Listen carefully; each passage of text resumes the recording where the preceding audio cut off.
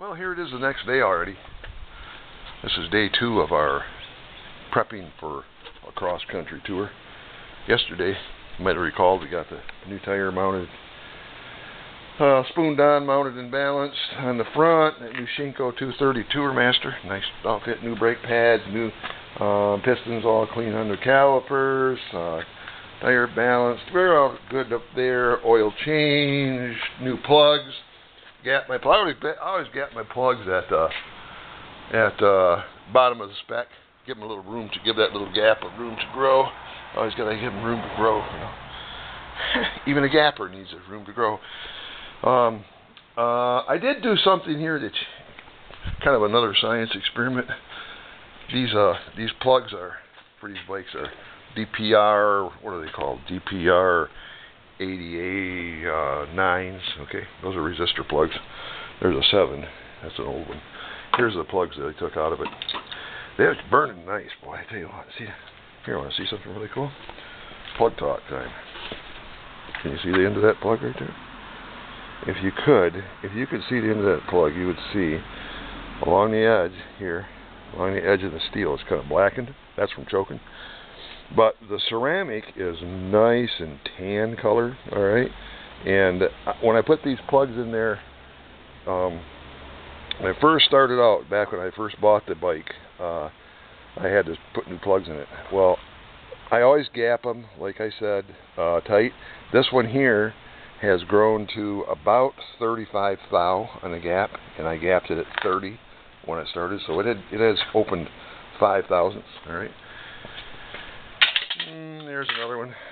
Same deal. Nice and tan. Can you see the tan on here? Nice and tan color. Means he was running really nice. Alright, so all 4 of them come out like that, so probably really didn't need new plugs, but I did anyway. Something that I thought about trying here. You know, I'm no electronics kind of guy or whatever. Just about enough to get myself in big trouble. But I thought I'm going to try this time going with non-resistor plugs. I don't have a radio or CB or any that kind of nonsense. Any of that fancy stuff.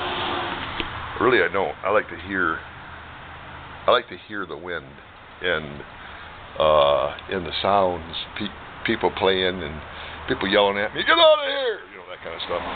So I don't play radios and stuff when I'm riding like a lot of people do. So I thought, yeah, I'm gonna drop the resistor plug. See if I can get a little more snap out of the snap. We're gonna get better snap out of my plugs. So this time around, I did some checking. I've been around spark plugs, NGKs for a long time. You know, these have got the D-size plugs. The B-size plugs are the bigger ones. I think they're like, I don't know, 12 millimeter, 10 or 14 millimeter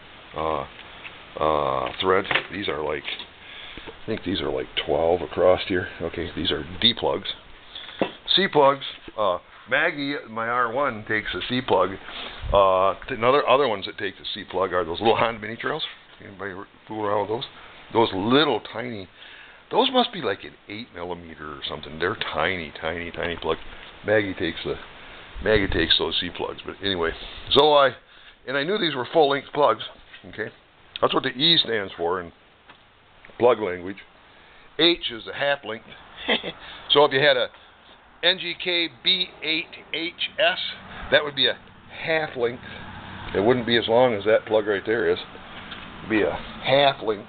The H stands for half length. The E stands for, we'll call it extended length. All right, these are the longer plugs, the E plugs. So I just went in and said, hey, let's try this number, NGK D8EA. I just went into AutoZone and said that to him. Okay, the guy looks at me kind of weird, like, huh? Looks it up. Kind of shakes his head. Yeah, we got that. So he comes out with a NGK D8EA. This is a non-resistor plug. This was an extra one that I had that I found later from years gone by. I think that's what I ran in my Honda 750, if I remember correctly. So you can tell the difference. You can see the difference between these two plugs, right?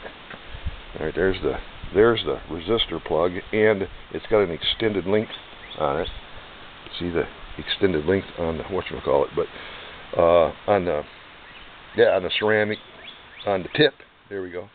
This other one's a little bit shorter. Now I'll tell you a little secret about plugs.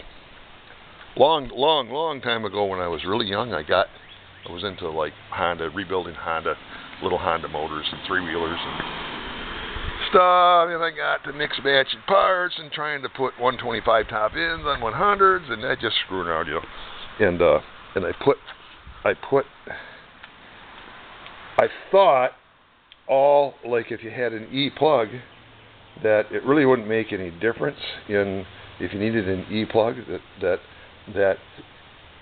longer tip on there and the shorter one in there wouldn't make any difference. Well, Honda spec a certain plug for this certain machine, and I just got a little, I'm going to say maybe that tip was 20 thousandths longer than it should be, and it tinked a valve when I rolled the motor over and bent a valve. I was so mad. I felt it too when I pulled this little pull starter on the 125 Honda quad that I was working on, that I had rebuilt. I pulled it, and it wasn't bad. It's not like it stopped it from rolling over or anything. It just went. I could just feel it in the rope, tink, and I'm like, uh-oh. And I pulled the plug back out of it, and I could see an imprint. I got that plug around here somewhere, probably downstairs in my toolbox. It made a little dink on the end of that piece right there, and I knew I'd been a valve. So you got to be careful about doing what I'm doing here. All right, putting plugs in holes that don't belong in them holes. Okay, but so I'm trying anyway. I'm going to try for an experiment. I'm going to go with non-resistor plugs. So if I go by your house in the middle of the night and I mess up your TV reception, it was me. It made me just smile and say, "Oh, crazy puck just went by. Look at our TV just went out of service." All right. So anyway, but that's not what this whole video was supposed to be about. All right. So here we're getting started. Picking up from where we left off yesterday in this rear tire swap. Like so, it tore apart. All right. So our new Shinko is laying out in the sunshine. All right. Here, let me see here. Let's talk about that tire for a minute. Okay. When you mount these, a lot of tires are rotational. They have rotational requirements. Notice if you just look at the side of the tire, this one here says rotation. Got an arrow on it. That means it's got to rotate that direction. Most bikes don't go high speed too much in reverse. People pushing them backwards. So I'll just make sure that's pointing forward. Okay, another case in point here is, see that little dot right there? Do you see that little dot on there? That little red circle? Yeah. That's when you mount this, you get your rotation set before you mount it, and then you line that little red dot up with your valve stem. Sometimes that little red dot's a yellow dot, sometimes it's whatever, but it's a dot. You'll find it. Most new tires have got it. So you line that up with your valve stem. When you're done and you inflate it, you want that red dot lined up with that valve stem, and you want that rotational mark headed in the proper direction. Okay, so tires sitting out in the sun, getting soft, so we can a little bit easier to mount. Okay, now I was telling you yesterday about not using soapy water to mount tires. Okay, here's what I use. If you go down to a tire store, I used to work at a tire store, kind of a little bit familiar with those people that work down there. Most of them are a little bit like I am, more of a gearhead, greasy monkeys. Anyway, they have this stuff at most of these tire stores. They have a swab that they dip into a tank. You know, they'll dip that into the tank and it'll come out with black goo all over it, and they'll rub that around the bead of the tire. All right, that's really to help. Number one, to help get the tire back on the wheel. Number two, it seals any kind. It works like a seal. Any kind of irregularities or scratches in rims or whatever. So what I do is I just went down there. I think this stuff come from Walmart or somewhere. They were. I walked in the back room and I just said, "Hey guys, I need some of that black goo." But you know, that black goo. I got a buddy. My buddy Larry says this black stuff is made from like ground up tires or something. I don't know if that's true or not, but I do know that this stuff really works. All right, and I just took a little plastic bag like that right there. Got some from Walmart. Took a rag, paper towel, and dipped it in their tank and stuck it in this plastic bag, and I've used that. I bet I've used that now for 6-8 years. And then I seal it so it doesn't dry out, and then I can just keep using it. All right, so you smear that around the bead of the tire when you're ready to mount. Okay, now here's something that the stuff works awesome. All right, and like I said, any irregularities. Now somebody, wasn't me, somebody. I'm going to show you an irregularity in this wheel that somebody got a little bit aggressive with a tire iron. I'll see if I can find one, if I can here, just to show you what I'm talking about. When you, let me see here. This isn't a real good one, but if you look right here at my, finger, you can see scratches in that wheel. Yeah, there's one. There's a good one right there. See it right there? See that little scratch mark? Now that's from getting a little bit aggressive with tire irons. All right. Tire irons, no, spoons. There we go. Okay. Well, I'll tell you a little something about these spoons. All right. You see that spoon right there? I've had that a long time too. They're not expensive, fairly cheap. But what I do with my spoons is I grind the edges so I get a nice smooth surface on here. I grind them, and so they also get them nice and thin down. See on that lip right there, and on that lip they're kind of thin. Those came quite wide. All right, so I kind of angle them down so I got a nice taper to them, and then I take sandpaper and polish them up, clean them up, and you can still see grind marks in this one where I've worked them, and I do that with all of them. You can even see that on this one. See this? See on the big one? Can you see it on there? Okay. And notice how I've tapered that one right back.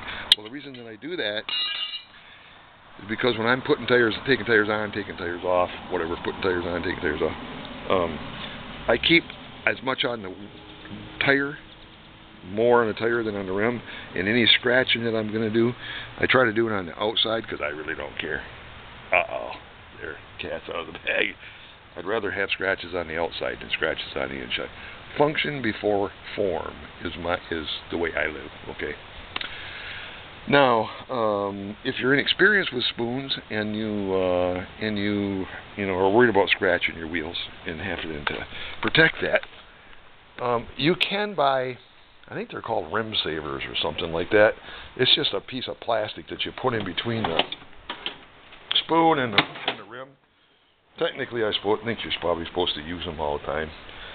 I don't use them anymore. But here's what I do. Here's what I have done in the past. You see this right here? This is just an old. That's an old. See that? That's an old oil. Quart of oil. You just slice that quart of oil, jug like that right there, into those kind of things. I did this just for you guys, just to show you guys. Okay, I did this earlier. And kind of clean it up a little bit after you do it. And you can just take that right there and just snap that over the edge of your rim. Ta-da! Watch this. Watch this. Like that right there. See that right there? All there is to it. Then when you put your tire in here and you pry, and you're prying, and you go in here like this, gouge, scratch, and you go to put air in it, and your bead's leaking like crazy. You won't get that if you use these, okay? And you can find these empty quart jugs in most any dump. No dump searching for any kind. I like dumpster diving. I'm a dumpster diver from way back. I like saving money. All right, so then another thing is look, this video is getting really long. Another thing is when you use this black stuff, this gooey stuff, it really seals, okay? And what you got to do is you don't put a lot of it on there. It's just a smear. It just makes a smear on the tire. Well, when you take the tire back off, it also helps in taking the tire off. It does. It really works. The stuff really works good. The old stuff makes the tire come off easier. But what it does is it leaves, do you see my finger right there? That little black? Okay, it'll leave a black smear on the rim. All it takes is carburetor cleaner, ta-da, squirt it on a rag, ta-da, and then wash it off. Just scrub it off. A little bit of elbow grease, okay? And then when you're done with that, I always use a Brillo pad or this kind of medium kind of stuff, okay, to clean my rims, all right? And for a couple things, for one thing, that medium pad will pick up if there's a snag on that aluminum, it'll catch it. You know, then you can take a little piece of sandpaper like that right there and just kind of clean up the edge of it, okay? And you want your rims to be nice and clean when you put it back together again so it seals good. You don't want to get going down the road, take it from me. You don't want to get going down the road and discover that you've lost air in your back tire, especially if you go riding a 800-pound motorcycle packed up to maybe 1,100 pounds with gear and all that kind of stuff going cross country. Got somebody on the back and all of a sudden wobble, wobble, wobble, wobble, wobble. When you get down below 20 miles an hour on that wobble with a flat tire, oh my goodness sakes, it's a wild, wild ride. It's not, you know, it'll make you make you appreciate air in your tires, I'll tell you right now. And some people have found it dangerous. There have been people who've gotten killed over flat tires on motorcycles. Personally, I don't really care much for it, so I do double take on this stuff. Okay, now here's last word of advice here before I start spooning this thing back together. Is this has to do with this valve stem. What you want to do is you want to just triple check around this rubber. You see that little rubber O-ring like around that valve stem? All right. You want to just look really, really carefully around there. See what kind of condition that is. If you see corrosion, if you see any kind of a crack, if you see any kind of abnormality, if it doesn't look really, really good to the naked eye, replace it. Okay? And I got another video out there, probably taken 3 years ago or 10 years ago or something. But I got another video out there of how to replace that and how to get that mushroomed out just right and stuff. But I'm just telling you, when you get her down, now this one here is in very nice shape. The O-ring and everything, you just want to make sure that it's really, really nice and clean. Okay? Alright, so now let's see here. Where are we at? You got that checked, you got that. Okay. We'll continue this. I'm going to spoon this tire on and maybe I'll make a real short one of the spooning on process. We'll see. Okay? You guys have a nice morning.